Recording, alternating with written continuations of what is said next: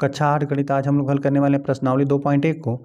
इस प्रश्नावली को हल करने से पहले हम लोग का जो चैप्टर है एक चर वाले रैखिक समीकरण, थोड़ा उसके बारे में हम लोग समझते हैं। इसके बाद ही प्रश्नावली के प्रश्नों को हल करते हैं। यहाँ पर हमने लिख दिया अध्याय 2 है और चैप्टर का नाम है हम लोग का एक चर वाले रैखिक समीकरण। और देखिए चर अचर इन सब के बारे में हम लोग पिछले क्लास में पढ़े हुए हैं। एक बार फिर यहाँ पर हम लिख देते हैं। अचर क्या होता है? कांस्टेंट, ऐसी राशि जिसका मान फिक्स होता है उसे क्या बोलते हैं? अचर।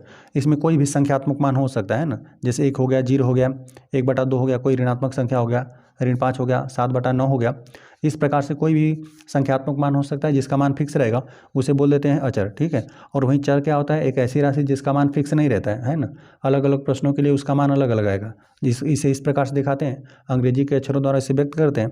यहाँ पे एक्स वाई जेड हो गया, पी क्यू आर, ठीक है, इत्यादि। चर को इसी प्रकार से अक्षर संख्याओं द्वारा दर्शाया जाता है। ऐसी राशि जिसका मान फिक्स नहीं रहता है उसे बोल देते हैं अचर या वेरिएबल, इसको बोल देंगे। और ऐसी राशि जिसका मान फिक्स रहेगा उसे बोल देते हैं अचर या फिर उसे कांस्टेंट भी बोल देते हैं। यहाँ पर चर पर जोड़ घटाना गुणा भाग की संक्रिया लगाने पर आपको बीजीय व्यंजक प्राप्त होता है ना, अलजेब्रिक एक्सप्रेशन। जैसे यहाँ पर हमने यक्स लिख दिया ना, यक्स प्लस हमने सिंपल 2 लिख दिया है ना। यहाँ पे एक चर था और चर में यहाँ पर हम चर को यहाँ पे एक अचर के साथ हमने जोड़ दिया, एक कांस्टेंट इसमें जोड़ दिया। तो इस प्रकार से जो यह प्राप्त हुआ ना, इसको क्या बोल देंगे? बीजीय व्यंजक। और यहाँ पर हम लोग सिंपल 2x इस प्रकार से लिख दिए और यहाँ पर जो चर है इसमें 2 का गुणा कर दिया हमने, तो इस प्रकार से आपको क्या बीजीय व्यंजक प्राप्त हुआ। यहाँ पर 1/x हो सकता है, यहाँ पर 2 भी चर हो सकते हैं ना, यहाँ पर एक चर करके हम लोग लिख रहे हैं। यहाँ पे 2x प्लस यहाँ पे 2z हो गया, इस प्रकार से भी हो सकता है। चर पर जोड़ घटाना गुणा भाग की संक्रिया करके आप जो कुछ भी लिख देंगे ना, वो सब क्या कहलाएंगे? बीजीय व्यंजक, है ना, इत्यादि। इस प्रकार से आपको प्राप्त हो सकता है ना। जैसे यहाँ पर हमने सिंपल लिख दिया x प्लस 2 लिख दिया, ठीक है, और बटा में है इस प्रकार से हमने z लिख दिया, ये भी क्या है? एक बीजीय व्यंजक ही है ना। तो इस प्रकार से आप कोई भी यहाँ पर चर ले लेंगे और उसमें जोड़ घटाना गुणा भाग की संक्रिया लगाएंगे तो आपको बीजीय व्यंजक प्राप्त होगा। अब हम लोग समझ लेते हैं एक चर वाले रैखिक समीकरण। एक चर वाला रैखिक समीकरण क्या होता है? यहाँ पे देखिए आपको बता रहा है ना कि यहाँ पे चर क्या होना चाहिए? एक होना चाहिए। देखिए चर तो यहाँ पर अनेक हो सकते हैं, एक्स वाई जेड, यहाँ पे यल एम एन, इस प्रकार से भी चर हो सकते हैं, लेकिन हमेशा आपको चर कितना लेना रहेगा? हमेशा एक ही चर लेना। कोई भी यदि समीकरण रहेगा तो उसके लिए ना केवल एक चर आप लेंगे। यहाँ पे एक चर वाले, और रैखिक का मतलब ये हो गया ना कि जो भी चर है उस पर घात 1 होना चाहिए, जो भी चर है उस पर घात 1 होना चाहिए। और समीकरण मतलब वो यहाँ पे 2 राशियों का तुलना रहे और बीच में बराबर का चिन्ह होना चाहिए, ठीक है। उसमें एक चर होना चाहिए, है ना, एक चर होना चाहिए। और रैखिक मतलब जो भी उसमें आप चर ले रहे हैं ना उस पर घात 1 होना चाहिए, ठीक है। चलिए यहाँ पर हम लिख भी देते हैं रैखिक का क्या मतलब होता है ना, यहाँ पे लिख देते हैं चर की घात 1। रैखिक का मतलब होता है जो भी चर आपको दे देगा एक्स वाई जेड, जो भी चर रहेगा उस पर घात 1 रहेगा। यदि यहीं द्विघात देता तो जो चर है चर की घात क्या हो जाता? 2 हो जाता। और वहीं यदि त्रिघात देता तो चर की घात 3 हो जाता। लेकिन यहाँ पर आपको रैखिक का मतलब यही होता है कि चर पर जो भी चर रहेगा, यदि x चर है तो उस पर घात 1 ही होना चाहिए। तो चर x भी हो सकता है, y z, जो भी चर है उस पर घात 1 ही होना चाहिए, है ना। यहाँ पर नीचे हमने एक चर वाला रैखिक समीकरण लिखा हुआ है। इसे एक चर वाला रैखिक समीकरण हम लोग क्यों कह रहे हैं? क्योंकि यहाँ पे देखिए चर केवल एक ही होना चाहिए। यहाँ पे देखिए 2x से ऋण 3 बराबर हमने 7 लिखा हुआ है। तो यहाँ पे जो चर है, यहाँ पर कोई भी वेरिएबल रहे तो केवल एक ही वेरिएबल रहे, x रहे या y रहे या z रहे या टी यू भी कोई भी रहे, तो यहाँ पर केवल एक ही चर होना चाहिए। तो यहाँ पर क्या है? चर केवल एक यक्स ही है, ठीक है। तो यहाँ पर एक चर हो गया वाला रैखिक समीकरण। जो यहाँ पे जो चर है, चर पर जो घात है वो केवल 1 होना चाहिए। देखिए इस प्रकार से नहीं होना चाहिए। मान लेते हैं हम यक्स के हिसाब से बताते हैं, तो यहाँ यक्स पर 2 घात नहीं होना चाहिए, है ना, यक्स पर 3 घात नहीं होना चाहिए, या फिर कोई ऋणात्मक घात नहीं होना चाहिए। जैसे 1/x हम लोग लिख देंगे तो इसको हम लोग नहीं ले सकते, क्योंकि इसको क्या बोल देंगे? यक्स पर ऋण 1 घात हो जाएगा, है ना। तो यहाँ पर उन्हीं चरों को हम लोग लेंगे जिनकी घात अधिकतम घात 1 रहे, ठीक है। यहाँ पर 2, 3 या ऋण 1 घात, अन्य किसी घातों को हम लोग नहीं ले सकते, केवल चर पर 1 घात होना चाहिए, है ना। यहाँ पर कुछ नहीं लिखा, इसका मतलब है कि यहाँ पे चर पर घात कितना है? 1 है, ठीक है। तो यहाँ पर यह हो गया। यहाँ पर 2 राशियों का आपस में तुलना किया गया। और यहाँ पे समता मतलब यहाँ पे बराबर का भी चिन्ह होना चाहिए। 2 राशियों का तुलना होगा तभी आप उसे समीकरण बोल देंगे, है ना, समता का चिन्ह होना चाहिए। यहाँ पर 2 राशियाँ और दोनों आपस में बराबर हैं, ठीक है। अब इसे बोल देंगे बायां पक्ष, यहाँ पर हमने लिखा भी हुआ है। या इसे बोल देंगे जो आपके बाएं साइड रहेगा इसे बोल देंगे बायां पक्ष, और जो दाहिने साइड रहेगा उसे बोल देंगे दायां पक्ष। तो यहाँ पे 2x ऋण 3 जो है बायां पक्ष है, और जो यहाँ पे 7 है यह दाहिना पक्ष है। तो यहाँ पे इतने को मिलाकर क्या बना? आपका एक समीकरण प्राप्त हुआ। यह आपका कैसा समीकरण है? एक चर वाला रैखिक समीकरण है। यहाँ पे चर है, चर केवल 1 होना चाहिए और उस पर अधिकतम घात 1 होना चाहिए, ठीक है। और यहाँ पे समता का चिन्ह होना चाहिए, 2 राशियों का आपस में तुलना होना चाहिए, और यहाँ पे बीच में समता का चिन्ह मतलब बराबर का चिन्ह होना चाहिए। तो इस प्रकार से आपको एक चर वाला रैखिक समीकरण प्राप्त होगा। उसमें चर केवल 1 होना चाहिए, चर पर अधिकतम घात 1 होना चाहिए, 2 राशियों का आपस में तुलना होना चाहिए और बीच में बराबर का चिन्ह होना चाहिए। तो हम लोग बोल देंगे कि एक चर वाला रैखिक समीकरण लिखा गया है। चलिए ये हो गया। और यहाँ पे देखिए चर का आपको मान भी ज्ञात करने के लिए देगा। जो यहाँ पे चर है, दो राशियाँ हैं आपस में बराबर लिखा गया है। यहाँ पर जो चर लिखा गया है, जो वेरिएबल है, इसका आप मान बताइए। यहाँ पर हम लोग यक्स के स्थान पर ऐसा हम लोग क्या मान रख दें कि यहाँ पर बायां पक्ष और दायां पक्ष आपस में बराबर हो जाए। जो यहाँ पे चर है ना, जो वेरिएबल है, इसका मान कोई भी हो सकता है ना, कोई संख्यात्मक मान हो सकता है, 1 भी हो सकता है, 0 भी हो सकता है, ऋण 1, यहाँ पे 7/5, इस प्रकार से अनंत इसके मान हो सकते हैं। लेकिन हम लोग यक्स के स्थान पर ऐसा कौन सा हम लोग मान रख दें कि यहाँ पर यह दाहिने पक्ष के बराबर हो जाए, तो वहीं इस समीकरण, दिए गए समीकरण का हल हो जाएगा। ठीक है, तो यहाँ पे इस समीकरण में हम लोग यहाँ पे यक्स के स्थान पर हम लोग क्या प्रतिस्थापित कर दें। आप यक्स के स्थान पर कोई भी संख्यात्मक मान प्रतिस्थापित कर सकते हैं, लेकिन हम उसको समीकरण का हल नहीं बोलेंगे। हल कब बोलेंगे, जब यहाँ पे यक्स का मान यदि आप प्रतिस्थापित कर दें, चर का मान प्रतिस्थापित करें तो दाहिने पक्ष के बराबर आने लगे। तो यहाँ पर यक्स के स्थान पर, चलिए आप जो भी प्रश्न आएगा और यहाँ पे प्रतिस्थापित करके चेक करेंगे। यहाँ पर इस समीकरण के लिए हल क्या हो जाएगा, यक्स बराबर आपको क्या रखना पड़ेगा, यक्स के स्थान पर 5 प्रतिस्थापित करना पड़ेगा। यदि बाएं पक्ष में यदि आप प्रतिस्थापित कर देंगे ना, लिख देते हैं, देखिए जो आपका बायां पक्ष है यहाँ पे रहेगा, बायां जो पक्ष है 2x ऋण 3, यही है बायां पक्ष। और बायां पक्ष में हमने क्या बताया कि यक्स के स्थान पर आपको 5 प्रतिस्थापित करना पड़ेगा। यक्स के अनंत मान हो सकते हैं, लेकिन हम लोग यहाँ पे यक्स के स्थान पर 5 प्रतिस्थापित करेंगे, तभी यहाँ पर जाकर दाहिने पक्ष के बराबर आएगा। तो यहाँ पे लिख देते हैं, यहाँ पे 2 गुणित यक्स के स्थान पर 5 प्रतिस्थापित कर देते हैं, ऋण यहाँ पे 3, यहाँ पे 5 दूना 10 हो जाएगा, और यहाँ पे ऋण 10 में से जब आप 3 घटा देंगे तो यहीं 7 हो जाएगा, जो कि यहाँ पर देख रहे हैं कि दाहिने पक्ष के आपके बराबर प्राप्त हो गया। ठीक है, बराबर यहाँ पे लिख देते हैं, बराबर यहाँ पे दायां पक्ष के ये बराबर आ गया। जो एक चर वाला दिया गया रैखिक समीकरण था ना, उसका हल आपको क्या मिला, यक्स बराबर 5 प्राप्त हुआ। यक्स बराबर 5 प्रतिस्थापित करने पर यह दाहिने पक्ष के बराबर आ जा रहा है। तो यहाँ पे जो दिया गया रैखिक समीकरण है, इसका हल आपको क्या मिला, यक्स बराबर आपको 5 प्राप्त हुआ। हम लोग लिख देते हैं 2x ऋण 3 बराबर 7 समीकरण, यह यहाँ पर एक चर वाला रैखिक समीकरण ही है। ठीक है, लिख देते हैं समीकरण का हल यक्स बराबर 5 है। ठीक है, समीकरण का हल मतलब यही हुआ कि यहाँ पे यक्स के जो भी वेरिएबल है, वेरिएबल के स्थान पर एक ऐसा मान बताइए कि बायां पक्ष और दायां पक्ष आपस में बराबर होने लगे। तो यहाँ पे यक्स के स्थान पर आपको क्या प्राप्त हुआ, 5 के अलावा कोई और मान नहीं हो सकता है ना। यहाँ पे यक्स के स्थान पर हम लोग केवल 5 ही प्रतिस्थापित कर सकते हैं, जिससे बायां पक्ष और दायां पक्ष आपस में बराबर हो जाए। अब चलिए हम लोग आ जाते हैं प्रश्नावली के प्रश्नों पे। प्रश्नावली में पहला प्रश्न दे दिया गया है, निम्न समीकरणों को हल कीजिए और अपने उत्तर की जाँच कीजिए। तो यहाँ पर जो भी यहाँ पर कुल 10 प्रश्न दे दिए गए। यहाँ पर पहले प्रश्न में आपको दे दिया गया 3x बराबर 2x प्लस यहाँ पे 18 है। यहाँ पे एक चर वाला यह रैखिक समीकरण ही लिखा गया है। ठीक है, यहाँ पे देख रहे हैं कि जो चर है यहाँ पर भी x है, तो यहाँ पर भी x है। ठीक है, चर केवल एक से x है और उस पर घात कितना है, 1 है। ठीक है, तो यह रैखिक समीकरण है। और यहाँ पे बीच में समता का चिन्ह है ना, दो राशियों का आपस में तुलना किया गया है, दोनों राशियाँ आपस में बराबर है। ठीक है, तो यहाँ पर हम लोग को x का मान ज्ञात करना है, और देख रहे हैं यहाँ पर आपको t का मान ज्ञात कर देना है। इसी प्रकार से जो भी आपको चर दिया गया रहेगा उसका हम लोग मान ज्ञात कर देंगे, और साथ ही साथ हम लोग प्रतिस्थापित करके है ना, फिर हम लोग को उत्तर की जाँच भी करना है। ठीक है, तो हम लोग उत्तर का भी जाँच भी करेंगे है ना। पहले प्रश्न को हम लोग नोट कर देते हैं, 3x बराबर 2x प्लस यहाँ पे 18 है। यहाँ पर हम लोग पहले प्रश्न को नोट करते हैं, यहाँ पे 3x बराबर 2x और प्लस यहाँ पे 18 आपको दे दिया गया है। तो यहाँ पे देख रहे हैं बराबर को उधर 2x है, सिर्फ आपको x का मान ज्ञात कर देना है। तो यहाँ पर जो 2x से बराबर की इधर हम लोग पक्षांतर कर लेते हैं ना। यहाँ पर जो भी राशि रहेगी, यदि आप ना बराबर के इधर पक्षांतर करेंगे ना, देखिए यहाँ पे यदि कोई प्लस में राशि है, यदि बराबर के उधर आप पक्षांतर कर देंगे तो वह ऋण में चला जाएगा।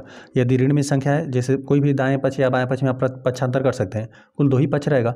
यदि बाएं पक्ष में मान लेते हैं कोई ऋणात्मक संख्या है बाएं पक्ष में, यदि दाहिने पक्ष में पक्षांतर कर देंगे तो ऋणात्मक रहेगा, धनात्मक हो जाएगा है ना।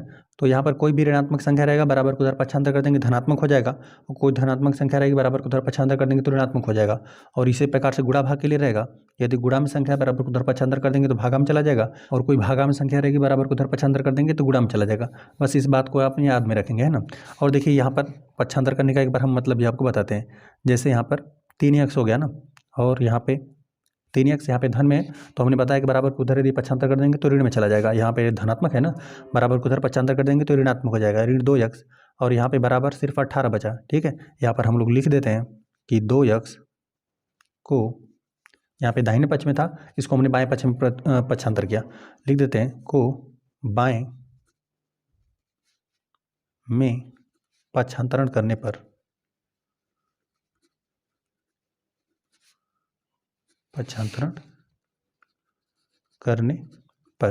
ठीक है, इसका पक्षांतर करने का ये मतलब हुआ ना कि यहाँ पर एक बार लिख कर आपको दिखाते हैं 3x बराबर यहाँ पे 2x यहाँ पे +18 है। यह दोनों राशियाँ आपस में बराबर ही हैं, ठीक है। यहाँ पे दाएं पक्ष और बाएं पक्ष आपस में बराबर है, तो आप समान रूप से संख्याओं को जोड़ भी सकते हैं बाएं पक्ष और दाएं पक्ष में, और यहाँ पे गुणा भी कर सकते हैं, भाग भी कर सकते हैं ना, लेकिन केवल शून्य को छोड़कर आप दोनों पक्षों में दोनों पक्ष आपस में बराबर है, समान रूप से जोड़ भी सकते हैं, घटा भी सकते हैं ना, हल करने के लिए जैसा आपको आवश्यकता रहेगा। तो यहाँ पे देख रहे हैं 2x है, तो यहाँ पर भी हम लोग क्या करते हैं, दोनों पक्षों में से 2x घटा देते हैं, ठीक है। यदि यहाँ पर लिख देते हैं, यदि लिखना रहेगा तो लिख देते हैं, दोनों पक्षों में से 2x घटाने पर, ठीक। यहाँ पर हम लिख दिया दोनों पक्षों में से 2x घटाने पर।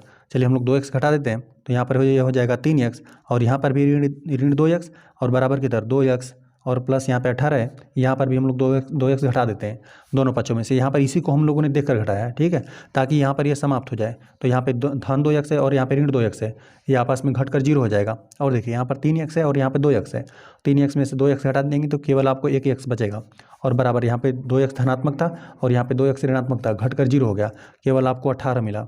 तो यहाँ पे जो चर था उसका मान आपको 18 प्राप्त हुआ। तो यहाँ पर जो हम लोग लिख रहे हैं ना कि 2x को बाएं पक्ष में पक्षांतर करने पर, तो यह इसका शॉर्टकट फॉर्म है, और इसका यही मतलब हो रहा है ना कि यहाँ पे 2x को हम लोग बराबर के उधर पक्षांतर कर रहे हैं, इसका मतलब ये हो गया कि दोनों पक्षों में से हमने 2x को घटा दिया है ना, मतलब उसका यह है, ठीक है, मतलब इसका यह है। लेकिन उसको शॉर्ट फॉर्म में इस प्रकार से लिखा जाता है कि यहाँ पर 2x को बराबर के उधर पक्षांतर करने पर, 2x को बाएं पक्ष में पक्षांतरण कर दिया, तो यहाँ पे 2x देखिए यहाँ पर घट कर क्या हो जाएगा, आपको यहाँ पे 3x में से 2x घटा देंगे तो फिर x मिलेगा, और बराबर यहाँ पर फिर आपको 18 मिलेगा, है ना। x का वैल्यू आपको यहीं प्राप्त हुआ। तो दोनों तरह से बातें सेम ही है, बस यहाँ पे लिखने का तरीका अलग है ना, काम यही हो रहा है, बस यहाँ पे लिखा इसको इस प्रकार से जा रहा है कि 2x को बाएं पक्ष में पक्षांतर करने पर आपको समीकरण का हल यही प्राप्त हुआ, x बराबर 18 प्राप्त हुआ।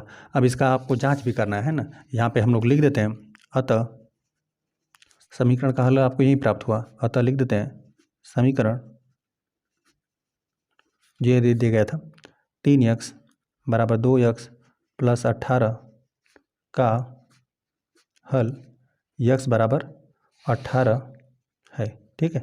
हल हमने प्राप्त कर दिया, अब हमें जांच भी कर देना है। लिख देते हैं उत्तर की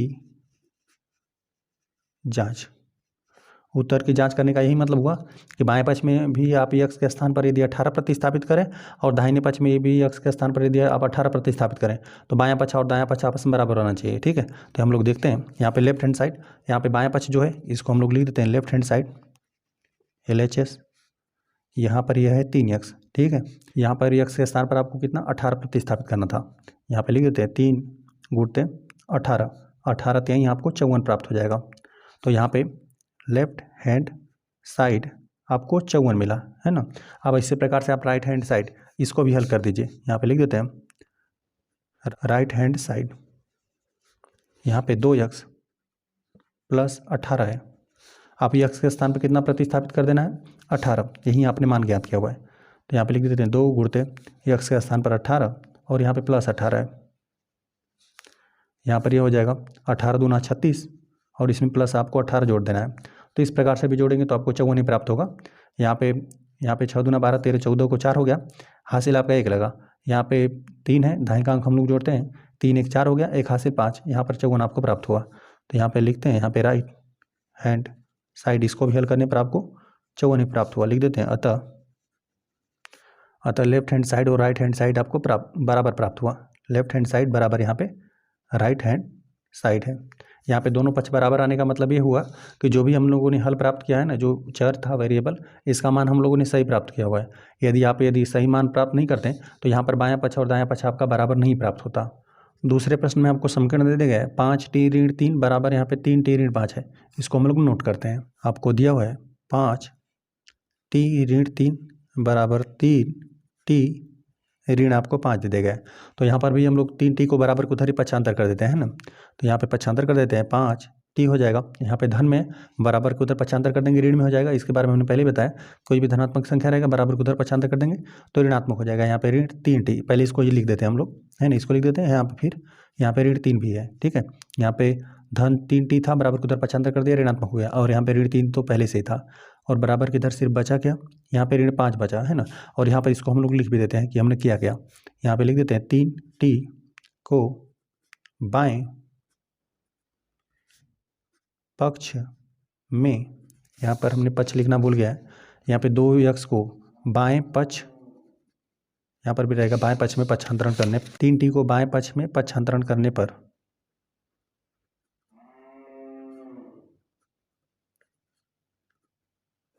पक्षांतरण करने का ये मतलब हुआ कि दोनों पक्षों में से आपने 3t घटा दिया। ठीक है, चलिए इसको हम लोग हल कर लेते हैं। 5t में से जब आप 3t घटा देंगे तो 2t आपका बचेगा, 2t और यहाँ पे ऋण 3 है और बराबर किधर ऋण 5 है। अब यहाँ पर हम लोग संख्याओं को भी बराबर की उधर पक्षांतर कर देते हैं। यहाँ पे देखिए ऋण 3 है ना, बराबर की उधर पक्षांतर कर देते हैं। चर को हमेशा एक तरफ कर देंगे, मतलब जो t है वेरिएबल रहेगा उसको एक तरफ, और जो कांस्टेंट है अचर है उसको हम लोग एक तरफ करेंगे, है ना। यहाँ पे ऋण 3 है, बराबर की उधर पक्षांतर कर देंगे, धन 3 हो जाएगा। यहाँ पे लिख देते हैं 2t, यहाँ पे बराबर ऋण 5 और यहाँ पे हो जाएगा धन 3 हो गया। जिस प्रकार से हमने यहाँ पे 3t धनात्मक था, बराबर को उधर पक्षांतर कर दिया गया तो ऋणात्मक था। इसी प्रकार से यहाँ पे ऋणात्मक था, बराबर को उधर पक्षांतर कर दिया तो यहाँ पे धनात्मक हो गया। इसका मतलब ये हो गया कि दोनों पक्षों में हमने 3 जोड़ दिया। ठीक है, तो यहाँ पर 3 जोड़ देंगे तो यहाँ से 3 समाप्त हो जाएगा, लेकिन यहाँ पर 3 है। ठीक है, तो यही है लाइन, और यहाँ पर हम लोग लिखते हैं 2t और यहाँ पर विपरीत चिन्ह घट जाएगा, आपको ऋण 2 प्राप्त होगा। ऋण 2 मिला। यहाँ पर 2 गुणा में बराबर को उधर पक्षांतर कर देंगे तो यह भागा में चला जाएगा, है ना। हमने बताया कि जो गुणा में रहेगा भागा में, जो भागा में रहेगा वो गुणा में। तो यहाँ पे ये 2 क्या है, t के साथ गुणा में, बराबर को उधर हर में चला जाएगा। ऋण 2 बटा यहाँ पे 2 प्राप्त हो जाएगा। तो यहाँ पे t बराबर, यहाँ पे 2 में 2 से भाग दे देंगे तो 1 ही प्राप्त हो जाएगा, आपको ऋण 1 प्राप्त हुआ। अतः हम लोग लिख देते हैं जो समीकरण है आपको दिया गया था 5t ऋण 3 बराबर 3t ऋण 5 का हल t बराबर ऋण 1 है। ठीक है, यही ये दिए गए समीकरण का हल है। अब हम लोग उत्तर का जांच कर लेते हैं, लिख देते हैं उत्तर की, लिख देते हैं उत्तर की जांच। पहले हम लोग लेफ्ट हैंड साइड को ले लेते हैं, बाएं पक्ष को। बाएं पक्ष आपका ही है, यहाँ पे 5t ऋण 3 लिख देते हैं, 5t और ऋण 3 है, और यहाँ पे 5 तो रहेगा ही, और t के स्थान पर हम लोग ऋण 1 प्रतिस्थापित करेंगे, और यहाँ पे ऋण 3 है, और यहाँ पे गुणा कर देंगे धनात्मक और ऋणात्मक का तो ऋणात्मक की संख्या मिलेगा। यहाँ पे 5 का 1 गुणा कर देंगे तो 5 ही मिलेगा, ऋण 5, और यहाँ पे ऋण 3 मिला। तो यहाँ पे लेफ्ट हैंड साइड बराबर दोनों आपस में जोड़ ही जाएगा, ऋणात्मक है, 5 3 8 हो जाएगा, ऋण 8 आपको मिला। तथा यहाँ पे लेफ्ट हैंड साइड को हमने हल कर दिया, राइट हैंड साइड को हल करते हैं। यहाँ पर राइट हैंड साइड यही है, 3t ऋण 5, 3t और ऋण 5 है। चलिए हल करते हैं, 3 हो गया, और t के स्थान पर आप कितना प्रतिस्थापित कर देना, हल आपने ऋण 1 प्राप्त किया है तो यहाँ पे ऋण 1 हमने प्रतिस्थापित कर दिया, और यहाँ पे ऋण और यहाँ पे 5, यहाँ पे 3 का ऋण 1 में गुणा कर देंगे तो आपको ऋण 3 मिलेगा, और यहाँ पे ऋण 5 मिला, और इसको आप जोड़ देंगे, दोनों ऋणात्मक ही मान है, आपस में जुड़ ही जाएगा, आपको ऋण 8 मिलेगा। तो यहाँ पे राइट हैंड साइड को भी हल करने पर आपको ऋण 8 प्राप्त हुआ। देख रहे हैं कि जो भी हमने जो चर का मान ज्ञात किया वो सही मान हमने ज्ञात किया हुआ, तभी यहाँ पर बायां पक्ष और दायां पक्ष आपस में बराबर आ रहा है। ठीक है, अतः हम लोग लिख देते हैं लेफ्ट हैंड साइड बराबर यहाँ पे राइट हैंड साइड, दोनों आपस में बराबर है, जो कि आपको ऋण 8 प्राप्त हो रहा है। हल हम लोग तीसरे वाले प्रश्न कर लेते हैं। इसमें आपको समीकरण दे दिया गया 5x + 9 दे दिया गया, और बराबर 5 प्लस यहाँ पे 3x आपको दे दिया गया है। तो हम लोग 3x को बराबर की तरफ पक्षांतरण कर लेते हैं, है ना। यहाँ पे लिख देते हैं 5x, और यहाँ पे धन में बराबर की तरफ पक्षांतर कर देंगे तो ऋण में आ जाएगा, ऋण 3x, और यहाँ पे प्लस 9 पहले से ही है, और बराबर की इधर सिर्फ 5 ही बचा। यहाँ पर आपने जो किया उसको यहाँ पे लिख दीजिए, क्योंकि 3x को आपने पक्षांतरण कर दिया हुआ है। लिख देते हैं 3x को बाएं पक्ष में पक्षांतरण करने पर पक्षांतरण करने का ये मतलब हो गया कि दोनों पक्षों में से आपने 3x को घटा दिया। तो यहाँ पे धन 3x था, बराबर की तरफ पक्षांतर कर दिया गया, ऋण 3x हो गया, सिर्फ बराबर की तरफ 5 ही बचा हुआ है।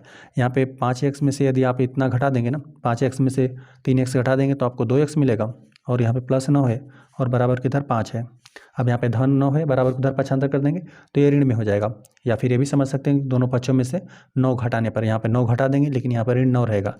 या फिर इस प्रकार समझ लीजिए कि यहाँ पे धन 9 है, बराबर की तरफ पक्षांतर कर देंगे, ऋण 9 हो जाएगा, 2x, और यहाँ पे प्लस, यहाँ पे इसको पक्षांतर कर देते हैं 5, और यहाँ पे ऋण 9 हो जाएगा। यदि लिखना रहेगा तो आप लिख भी सकते हैं, लिख देते हैं 9 को दाएं पक्ष में पक्षांतरण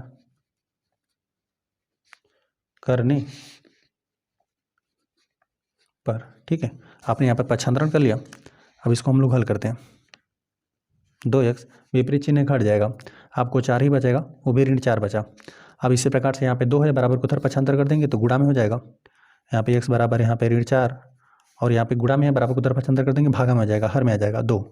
यहाँ पर भाग दे दीजिए, यहाँ पे 2 दूना 4 हो जाएगा, ऋण 2 आपको प्राप्त हुआ। जो समीकरण था अतः लिख देते हैं, अतः समीकरण 5x + 9 बराबर 5 + 3x का हल x बराबर ऋण 2 है। दिए गए समीकरण का हमने हल प्राप्त कर लिया। अब हम लोग उत्तर का जांच भी कर लेते हैं। लिख देते हैं उत्तर का जांच। तो लेफ्ट हैंड साइड को हम लोग नोट कर लेते हैं, जो कि है 5x, यही है 5x + 9 है। x के स्थान पर आपको क्या प्रतिस्थापित करना है, यहाँ पे आपने यही हल प्राप्त किया हुआ है, ऋण 2, 5 गुणते ऋण 2 और +9 है। चलिए इसको और हल करते हैं। 5 दूना 10 हो जाएगा, ऋण 10 आपको प्राप्त होगा, संख्या ऋणात्मक है, 5 दूना 10 ऋण 10 और प्लस यहाँ पे 9, विपरीत चिन्ह घट जाएगा, ऋणात्मक वाली राशि का मान अधिक है, यही ऋण 1 आपको प्राप्त होगा। तो लेफ्ट हैंड साइड को हल करने पर आपको ऋण 1 प्राप्त हुआ। चलिए हम लोग तथा राइट हैंड साइड को भी हल करते हैं।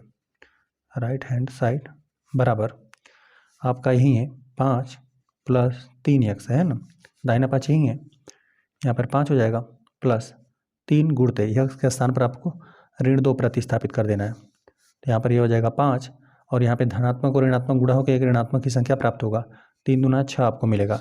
चूँकि चिन्ह विपरीत है, यहाँ पर 6 है, चिन्ह विपरीत है, घट जाएगा, ऋणात्मक वाली राशि का मान अधिक है, यही बचेगा।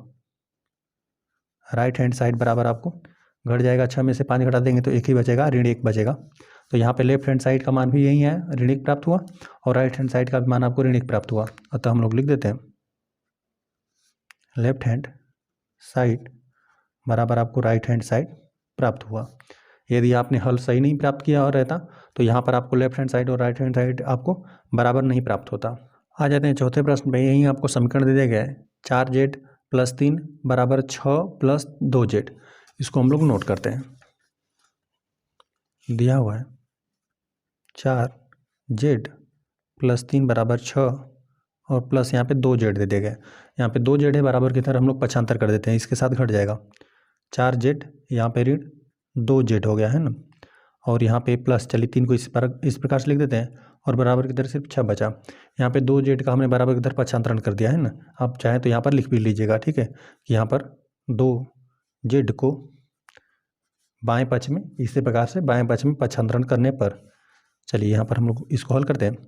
यहाँ पर यह हो जाएगा 4z में से 2z घटा देंगे तो अब 2z बचेगा, और यहाँ पे +3 लिख देते हैं, बराबर 6 है। इसी प्रकार से यहाँ पे 3 को भी आप पक्षांतरण कर लेंगे। यहाँ पर 2z है, यहाँ पे +3 है, बराबर को उधर पक्षांतर कर देंगे तो ऋण 3 हो जाएगा। यहाँ पे लिख देते हैं बराबर 6 और यहाँ पे ऋण 3 हो गया। 2z यहाँ पे अंतर कर देंगे, घटा देंगे 6 में से 3 तो आपको 3 ही बचेगा। यहाँ पर 2 गुणा में बराबर को उधर पक्षांतर कर देंगे तो भागा में चला जाएगा, तो z का मान आपको 3/2 प्राप्त होगा। यहाँ पर जो समीकरण दे दिया गया उसका आपको हल यही प्राप्त हुआ। लिख देते हैं अतः समीकरण 4z + 3 बराबर 6 + 2z का हल z बराबर 3/2 है। यहाँ पर यहाँ पर हल बताने का यही मतलब हो गया कि जहाँ पर यदि z का मान, z के स्थान पर हम लोग 3/2 प्रतिस्थापित कर देंगे तो बायां पक्ष और दायां पक्ष बराबर हो जाएगा। तो हम लोग को साथ साथ उत्तर का जांच भी करके आपको दिखाना है ना, कि दिखाइए कि बायां पक्ष और दायां पक्ष बराबर आ रहा है। यहाँ पर लिख देते हैं उत्तर का जांच, ठीक है। तो पहले हम लोग लेफ्ट हैंड साइड को नोट करते हैं, बाएं पक्ष को। यहाँ पर बाएं पक्ष यही है, 4z + 3 है। चलिए यहाँ पर लिख देते हैं 4 और z के स्थान पर हम लोग यही प्रतिस्थापित कर देते हैं। यहाँ पे z के स्थान पर 3/2 और प्लस यहाँ पे 3 तो है ही। यहाँ पर चाहे तो आप गुणा करके फिर भाग दे दीजिए, या फिर भाग यहाँ पे जा रहा है, ठीक है। यहाँ पे यह अंश में ही रहेगा। यहाँ पे 2 दूना 4, 2 हो जाएगा, 2 गुणते यहाँ पर 3 हो गया, और प्लस यहाँ पर 3 है। हल करते हैं आगे, 2 3 6 हो जाएगा, और प्लस यहाँ पे 3 हो गया, 6 3 9 आपको प्राप्त हुआ। या फिर आप चाहें तो गुणा करके भी भाग दे सकते थे। यहाँ पे 3 चौका 12 कर देते हैं, 12 में 2 से भाग देते तभी भी आपको 6 ही प्राप्त होता। या फिर यहाँ पे पहले ही भाग दे दीजिए, यहाँ पे 2 दूना 4 भाग हमने दे दिया, फिर यहाँ पे 3 का हमने गुणा कर दिया, तभी भी हम लोग को उसी प्रकार से भी 6 ही मिलेगा। और यहाँ पे +3 था, 6 में 3 जोड़ा गया तो यहाँ पे 9 प्राप्त हुआ। या लेफ्ट हैंड साइड को हल करने पर बाएं पक्ष को, चलिए हम लोग दाएं पक्ष को हल करते हैं तथा लिख देते हैं right hand side. Right hand side यही आपका 6 + 2z है। इसको हल करते हैं, 6 गुणते 2 है, नहीं प्लस है, 6 + 2 और z के स्थान पर आपको यही प्रतिस्थापित कर देना है ना, यही आपने मान ज्ञात किया हुआ है 3/2। 6 प्लस यहाँ पे अंश और हर में से 2 विभाजित हो जाएगा, है ना। या फिर आप 3 दूना 6 गुणा करके भी 2 से भाग देंगे तभी उसी प्रकार से होगा। बाकी विभाजित हो रहा है तो विभाजित हम लोग कर लेते हैं, तो अंश और हर में 2 विभाजित हो जाएगा। यहाँ पर सिर्फ आपको 3 मिलेगा। तो यहाँ पे जब आप 6 में 3 जोड़ देंगे तो आपको योगफल 9 प्राप्त हो जाएगा। जो समीकरण दिया गया था उसमें हम लोगों ने z के स्थान पर 3/2 प्रतिस्थापित किया, बाएं पक्ष में तभी भी हम लोग को 9 मिला, और दाएं पक्ष में भी प्रतिस्थापित करके हल किया z के स्थान पर, तभी भी हम लोग को 9 ही प्राप्त हो रहा है। बाएं पक्ष और दाएं पक्ष आपस में बराबर हो रहा है, तो हमने जो हल प्राप्त किया है ना ये सही है। यदि सही नहीं रहता तो बाएं पक्ष और दाएं पक्ष आपको बराबर नहीं प्राप्त होता। अतः हम लोग लिख देते हैं लेफ्ट हैंड साइड बराबर राइट हैंड साइड आपको प्राप्त हुआ, जिनका मान आपको कितना 9 ही प्राप्त हुआ। आ जाते हैं हम लोग प्रश्न नंबर 5 पे। इसमें दे दिया गया समीकरण 2x ऋण 1 बराबर यहाँ पे 14 और ऋण x दे दिया गया। अब यहाँ पे ऋण x से बराबर को उधर हम लोग इसको पक्षांतर कर लेते हैं। यहाँ पे आप लिख देंगे कि ऋण x नहीं, सिंपल आप x लिखिएगा, है ना, क्योंकि जो भी ऋणात्मक संख्या रहेगा या चर रहेगा या अचर रहेगा उसको बराबर को उधर पक्षांतर कर देंगे तो उसका चिन्ह चेंज हो जाएगा। यहाँ पे चिन्ह के साथ नहीं, यहाँ पे जो संख्या है उसको लिखिए, ठीक है, सिंपल आप x को लिखिए। x को यहाँ पे दाहिने पक्ष में बाएं पक्ष में यहाँ पे लिख दीजिएगा कि इसको बाएं पक्ष में पक्षांतरण करने पर इसको आप पूरा लिख दीजिएगा। और यहाँ पर हम लोग नोट कर देते हैं, यहाँ पर 2x हो जाएगा, और यहाँ पे ऋण x से बराबर उधर पक्षांतर कर देंगे तो धन x हो जाएगा।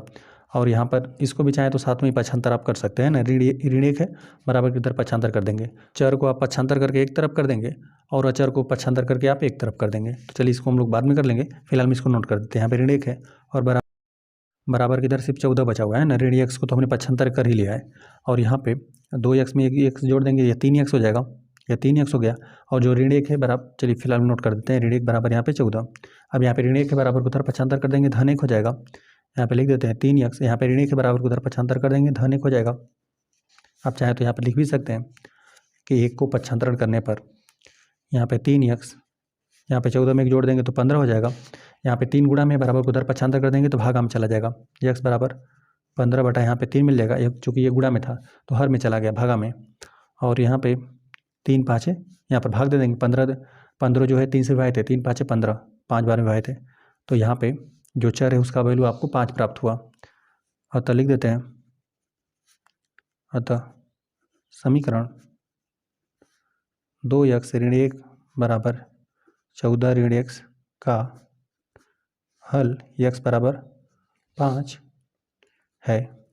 यही आपने समीकरण का हल प्राप्त किया। अब जांच भी करके बताइए, लिख देते हैं उत्तर का जांच। यहाँ पे बाएं पक्ष और दाएं पक्ष में प्रतिस्थापित करने पर x के स्थान पर 5 प्रतिस्थापित करने पर बाएं पक्ष और दाएं पक्ष बराबर आपको प्राप्त होना चाहिए। तो लिख देते हैं लेफ्ट हैंड साइड बराबर आपको दे दिया गया 2x ऋण 1, 2 हो गया गुणते, x के स्थान पर आपको 5 प्रतिस्थापित करना है, यही मान आपने प्राप्त किया हुआ है। 5 दूना 10 और 10 में से 1 घटाना है, 10 में से जब आप 1 घटा देंगे तो आपको 9 प्राप्त हो जाएगा। और हम लोग राइट हैंड साइड को हल कर लेते हैं, लिख देते हैं तथा RHS राइट हैंड साइड यहाँ पर दे देगा 14 ऋण x है, यहाँ पर ये हो गया 14 और यहाँ पे ऋण है और x के स्थान पर आपको 5 प्रतिस्थापित कर देना है। तो 14 में से जब आप 5 घटा देंगे तो आपको 9 ही प्राप्त होगा। तो यहाँ पर देख रहे हैं कि लेफ्ट हैंड साइड को भी हल किया तो 9 ही प्राप्त हुआ और राइट हैंड साइड को भी हल करने पर आपको 9 ही प्राप्त हुआ। मतलब जो भी आपने समीकरण का मान ज्ञात किया हुआ है या आपने सही ज्ञात किया हुआ है, तभी यहाँ पर बायां पक्ष और दाएं पक्ष बराबर प्राप्त हो रहा है। लिख देते हैं अतः लेफ्ट हैंड साइड बराबर राइट हैंड साइड। प्रश्न नंबर 6 में यही समीकरण दे देगा, इसको हम लोग नोट करते हैं। 8x + 4 दे देगा बराबर 3 है, कोष्टक में x ऋण 1 है और +7 है, इसको हम लोग नोट करते हैं। यहाँ पर दे देगा 8x + 4 बराबर 3 और कोष्टक में x ऋण 1 है और यहाँ पर +7 है। तो हम लोग पहले यहाँ पर पक्षांतर करने से पहले ना यहाँ पर हम लोग गुणा कर लेते हैं। यहाँ पर लिख देते हैं 8x प्लस यहाँ पे 4 है और जब 3 का यहाँ पर जितने भी पद रहेंगे, यदि कोष्टक में कुल जितने पद हैं उन सभी पदों में आप गुणा करेंगे। यहाँ पे कोष्टक के बाहर 3 है ना, यहाँ पे गुणा में है, तो 3 का यहाँ पे यक्स के भी साथ गुणा कर देंगे, 3 का यहाँ पे 1 के भी साथ गुणा कर देंगे। और यदि यहाँ पे धनात्मक चिन्ह है, यदि ऋणात्मक भी चिन्ह रहता, यदि ऋणात्मक रहता तो चिन्हों का ध्यान में रखकर आप गुणा करते हैं। तो यहाँ पर 3 का सिंपल दोनों पद में गुणा कर दीजिए। जब 3 का x के साथ गुणा कर देंगे तो 3x मिलेगा। यहाँ पे चिन्हों का भी गुणा हो रहा है साथ साथ, यहाँ पर भी धनात्मक था, ये भी धनात्मक था, धन धन में गुणा करके एक धनात्मक की संख्या प्राप्त हुआ। ये धनात्मक है, ऋणात्मक गुणा कर देंगे तो आपको ऋणात्मक संख्या प्राप्त होगा। 3 का 1 गुणा कर देंगे 3 ही प्राप्त होगा, और यहाँ पे +7 हो गया। चलिए यहाँ पर हम लोग क्या कर देते हैं, बराबर के इधर इसको हम लोग पक्षांतर कर देते हैं। यहाँ पे चर और अचर को एक तरफ कर दीजिए। यहाँ पर देखिए, यहाँ पर 3 है ना, 3x से बराबर के इधर हम लोग पक्षांतर कर देते हैं, तो यहाँ पे 8x है और यहाँ पे ऋण 3x हो जाएगा, ठीक है। और बराबर के इधर देखिए ऋण 3 है और यहाँ पे +7 है ना। अब यहाँ पे जो धन 4 है इसको भी हम लोग बराबर के उधर ही पक्षांतर कर देते हैं। आप चाहें तो इसके लिए लिख सकते थे, यहाँ पे जो धन 3 है इसको हमने बराबर के उधर पक्षांतर कर दिया। यहाँ पे 3x को बाएँ पक्ष में पक्षांतरण करने पर इसको इस प्रकार से भी लिख सकते हैं। तो यहाँ पर ये इतना तो पहले से ही था, यहाँ पे 3x को बराबर को उधर पक्षांतर कर दिया, ऋणात्मक हो गया, धनात्मक था अब ऋणात्मक हो गया। अब यहाँ पे धनात्मक बराबर को उधर पक्षांतर कर देते हैं, यह भी ऋणात्मक हो जाएगा। तो यहाँ पे ऋण 4 आपको प्राप्त हुआ है ना, ये धन था बराबर को उधर पक्षांतर कर दिया, ऋणात्मक हो गया। और यहाँ पे 3x को बराबर को उधर पक्षांतर कर दिया तो ये ऋणात्मक हो गया।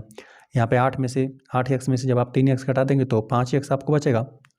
और यहाँ पे चलिए ऋणात्मक वालों को हम लोग साथ में जोड़ लेते हैं। यहाँ पे धन 7 को अलग लिख देते हैं, यहाँ पे 4 है ऋणात्मक में, और यहाँ पे ऋणात्मक 3 है, यहाँ पे जोड़ देंगे 4 3 7 हो जाएगा, ऋण 7 मिला। यहाँ पे 5x, यहाँ पे 7 में 7 घटा देंगे तो आपको 0 ही प्राप्त हो जाएगा। अब यहाँ पे 5 गुणा में बराबर उधर पक्षांतर कर देंगे तो भागा में चला जाएगा। यहाँ पे 0/5 का भी मतलब आपको 0 ही प्राप्त होगा। यहाँ पे लिख देते हैं x बराबर आपको कितना मिला, 0 प्राप्त हुआ। जो यहाँ पे समीकरण दे दिया गया, इस समीकरण का हल कितना है, 0 है। अतः लिख देते हैं समीकरण 8x + 4 = 3 कोष्टक में x ऋण 1 +7 का हल x बराबर 0 है, ठीक है।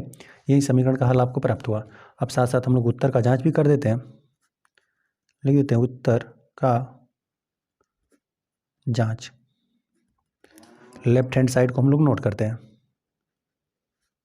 यहाँ पे 8x और धन 4 है, x के स्थान पर आपको 0 प्रतिस्थापित कर देना है, तो यहाँ पर 8 हो जाएगा, x के स्थान पर 0 मैंने प्रतिस्थापित कर दिया, और +4 है। कोई भी संख्या रहेगा तो 0 के साथ गुणा कर देंगे तो यह सब कुछ 0 हो जाएगा, सिर्फ आपको सिंपल 4 प्राप्त होगा। यह हुआ। तथा राइट हैंड साइड को हम लोग नोट करते हैं। राइट हैंड साइड आपका यही है, लिख देते हैं 3 कोष्टक में x ऋण 1 है और धन 7 है, x के स्थान पर आपको 0 प्रतिस्थापित कर देना है, तो यहाँ पे लिख देते हैं 3 और x के स्थान पर 0 और ऋण 1 और प्लस यहाँ पे 7 है। चलिए यहाँ पे 0 है, इसको हटा दीजिए। सिंपल ये समझ लीजिए कि यहाँ पे 3 और गुणते ऋण 1 हो जाएगा, है ना। यहाँ पे 0 को हटा दीजिए और इसमें ऋण 1 का गुणा हो जाएगा और धन यहाँ पे 7 है। इसको और हल करिए तो यहाँ पे 3 का ऋण 1 में गुणा कर देंगे तो ऋण 3 आपको प्राप्त हो जाएगा और धन 7 मिला, विपरीत चिन्ह घट जाएगा। 7 में से आप 3 घटा देंगे तो आपको धनात्मक वाली राशि का मान अधिक है, धनात्मक की संख्या प्राप्त होगा। तो यहाँ पे 7 में से जब 3 घटा देंगे तो आपको 4 प्राप्त होगा। देख रहे हैं कि यहाँ पर जो बायां पक्ष को हल किया तभी भी 4 प्राप्त हुआ और दाहिने पक्ष को हल किया तभी भी आपको धन 4 ही प्राप्त हुआ। अतः हम लोग लिख देते हैं लेफ्ट हैंड साइड बराबर आपको राइट हैंड साइड प्राप्त हुआ।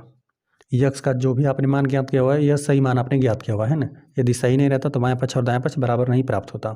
7वें प्रश्न में यही आपको समीकरण दे दिया गया है, यक्स बराबर 4/5 है गुणे में, और इसके अंदर आपको दे दिया गया यक्स और प्लस यहाँ पे 10 है। चलिए तो यहाँ पर हम लोग क्या कर देते हैं ना, संख्याओं का पक्षांतर कर लेते हैं।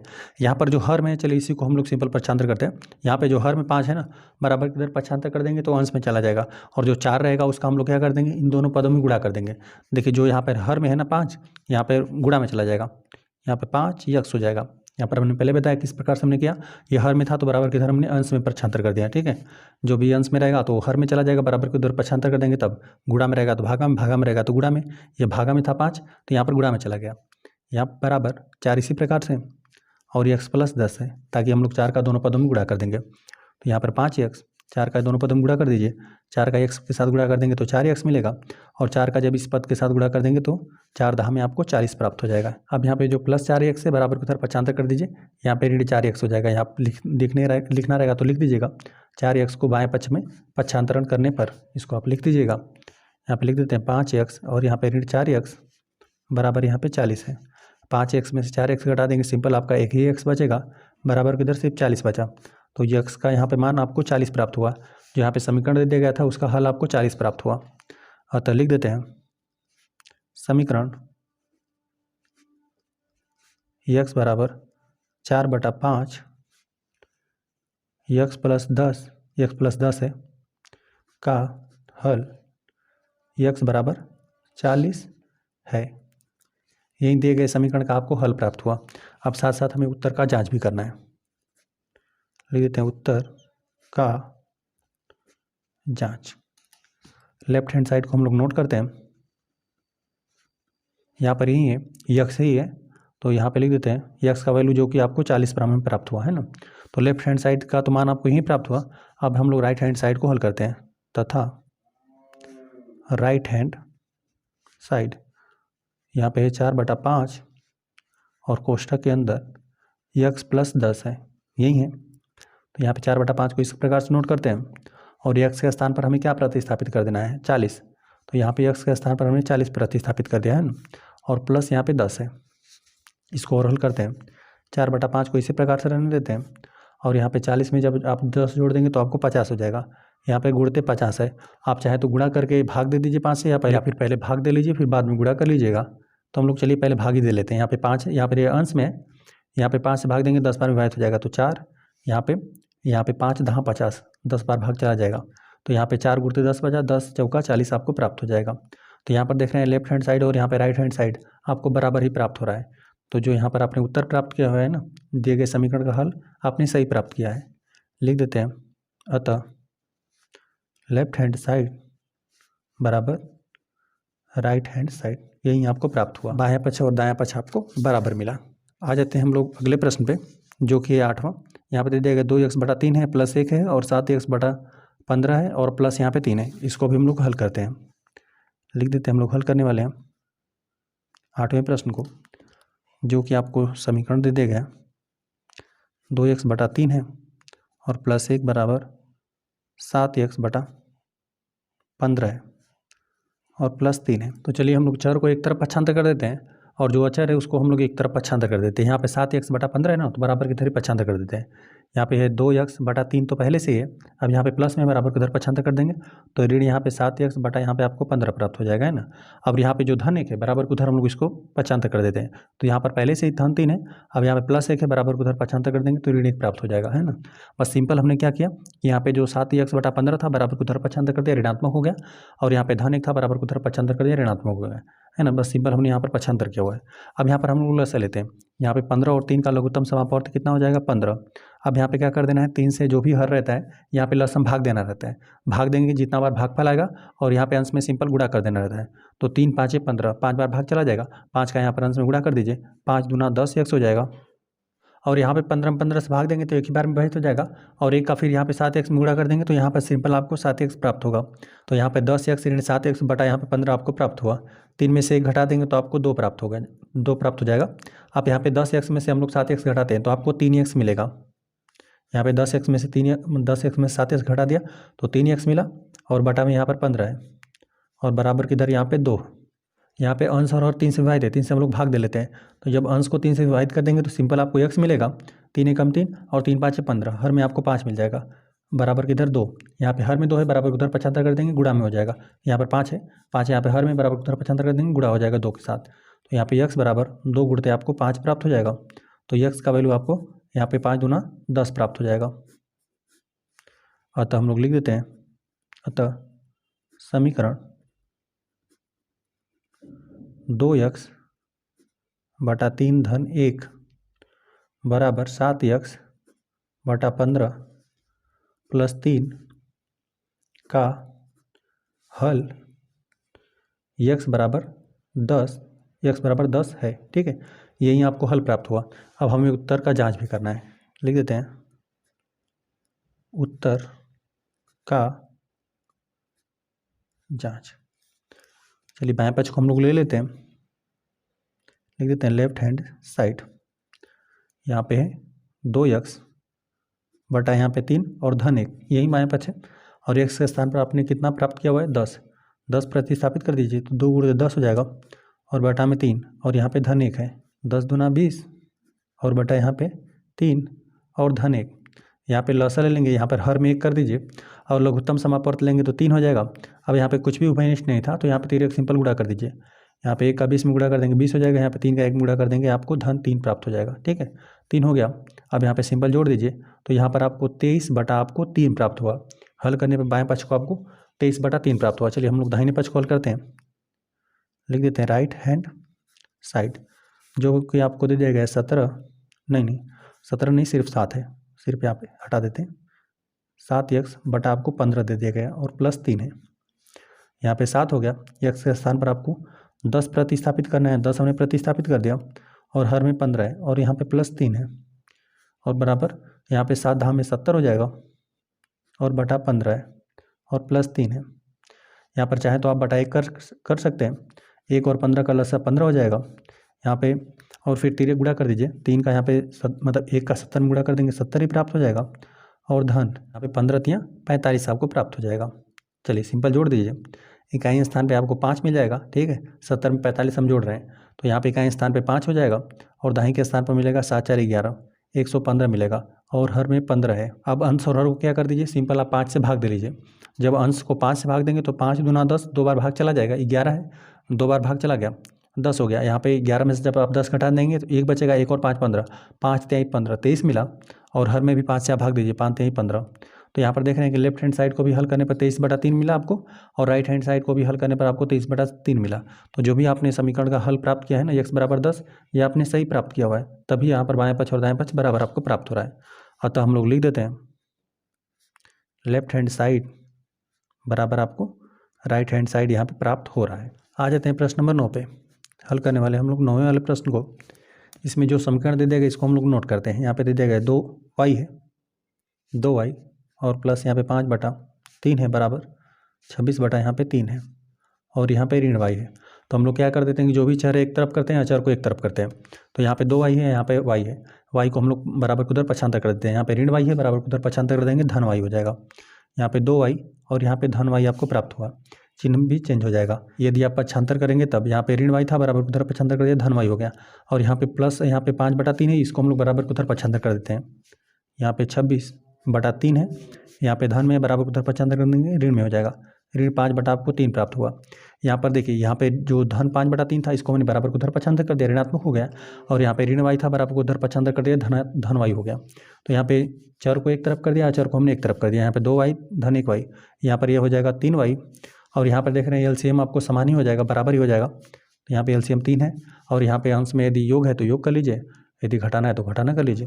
तो यहाँ पर यह है 26 और यहाँ पे ऋण 5 है। तो यहाँ पे 3y बराबर यहाँ पे जब आप 26 में से 5 घटा देंगे तो आपको 21 मिलेगा। 21 बटा आपको यहाँ पे 3 प्राप्त हुआ। यहाँ पे 3y बराबर यहाँ पे जो 21 है ये 3 से पूरी तरह से विभाजित है, 3 7 21, 7 बार में पूरी तरह से विभाजित हो जाएगा। तो यहाँ पे 3 गुणा में बराबर उधर हम लोग पक्षांतर कर देते हैं। तो y बराबर आपको 7 बटा 3 मिलेगा। यहाँ पे 3 गुणा में था, बराबर उधर हमने पक्षांतर कर दिया, भागा में आ गया। यही आपको दिए गए समीकरण का आपको हल प्राप्त हुआ। अतः लिख देते हैं समीकरण जो दे दिया गया था 2y प्लस 5 बटा 3 बराबर 26 बटा 3 ऋण y का हल y बराबर 7 बटा 3 है। ठीक है, यही दिए गए समीकरण का आपको हल प्राप्त हुआ। अब हल आपने प्राप्त कर दिया तो उत्तर का जांच भी कर दीजिए। उत्तर का जांच लेफ्ट हैंड साइड को हम लोग नोट करते हैं, यही है 2y प्लस 5 बटा 3। y के स्थान पर ही 7 बटा 3 आपको प्रतिस्थापित कर देना है। तो यहाँ पे 2 हो जाएगा और गुणते y के स्थान पर 7 बटा 3 और प्लस है 5 बटा 3। यहाँ पे इसका हम लोग गुणा कर देते हैं, 7 दूना 14 हो जाएगा, अंश में 14 हो गया, हर में 3 है और प्लस यहाँ पे 5 बटा 3 है। तो यहाँ पे लसा तो समान ही है, अंश को सिंपल जोड़ दीजिए क्योंकि धन का चिन्ह है। 14 और धन 5 हो जाएगा, यहाँ पे 19 हो जाएगा। 19 बटा आपको 3 प्राप्त हुआ है ना। हल करने पर यहाँ पे 19 बटा 3 आपको प्राप्त हुआ लेफ्ट हैंड साइड को। यहाँ पर हमें लिखना भी चाहिए था। चलिए अब हम लोग राइट हैंड साइड को नोट कर लेते हैं। यहाँ पर दे दिया गया 26 बटा 3 ऋण y यहाँ पे 26/3 हो जाएगा। और यहाँ पे y के स्थान पर आप कितना, यहाँ पे 7/3 आपको प्रतिस्थापित कर देना है। तो यहाँ पे लसा तो 3 ही हो जाएगा। यहाँ पे 26 में से 7 घट जाएगा, 26 में से 7 आप घटा देंगे तो आपको 19/3 प्राप्त हो जाएगा। तो यहाँ पर देखा आपने, लेफ्ट हैंड साइड को हल करने पर 19/3 प्राप्त हुआ और राइट हैंड साइड को हल करने पर आपको 19/3 ही प्राप्त हो रहा है। और तो हम लोग लिख देते हैं लेफ्ट हैंड साइड बराबर आपको राइट हैंड साइड प्राप्त हुआ। बायां पक्ष और दायां पक्ष आपको बराबर मिल रहा है, मतलब आपने जो भी हल ज्ञात किया हुआ है ना, y का मान 7/3, ये आपने सही ज्ञात किया हुआ है। प्रश्न नंबर 10 में यही आपको समीकरण दे दिया गया 3m बराबर 5m ऋण 8 यहाँ पे 5 दे दिया गया है। इसको हम लोग नोट करते हैं। यहाँ पे 3m बराबर 5m ऋण 8/5 है, ठीक है। यही आपको समीकरण दे दिया गया है। हम लोग यहाँ पे 5m को बराबर को उधर पक्षांतर कर देते हैं, तो यहाँ पर हो जाएगा 3m, यहाँ पे धन में तो बराबर किधर आ जाएगा, ऋण 5m हो जाएगा, और बराबर को उधर बचा हुआ है ऋण 8 यहाँ पे 5। यहाँ पे चूँकि विपरीत चिन्ह खड़ जाएगा, यहाँ पे ऋणात्मक वाली राशि का मान अधिक है, तो यहाँ पे ऋण 2m बचेगा, बराबर को इधर ऋण 8 यहाँ पर 5 है। आप दोनों पक्षों में क्या कर दीजिए, ऋण 1 से गुणा कर दीजिए। तो ऋण 1 से दोनों पक्षों में जब आप गुणा कर देंगे तो यहाँ पर दोनों पक्ष धनात्मक ही हो जाएगा। दोनों पक्षों में लिखना रहेगा तो लिख दीजिए दोनों पक्षों में ऋण 1 से गुणा करने पर, दोनों पक्षों में हम लोग ऋण 1 से गुणा कर देते हैं। तो जब आप ऋण 1 से दोनों पक्षों में इस प्रकार से चले लिख भी देते हैं, यहाँ पे ऋण 1 करके ऋण में ऋण का गुणा होकर धनात्मक हो जाएगा। 2m बराबर यहाँ पे 8 आपको 5 प्राप्त हो जाएगा। अब यहाँ पे 2 गुणा में बराबर को उधर पक्षांतर कर देते हैं, भागा में आ जाएगा। तो यहाँ पर आपको प्राप्त हो जाएगा m बराबर 8/5 तो पहले से ही है, 2 यहाँ पर गुणा में बराबर को उधर भागा में आ जाएगा। तो यहाँ पे अंश के साथ ही विभाजित हो जाएगा। यहाँ पे 2 चौका 8, यहाँ पे m बराबर 2 चौका 8 4 मिलेगा, और हर में 5 तो है ही, यम का मान आपको यहीं प्राप्त हुआ। अतः लिख देते हैं,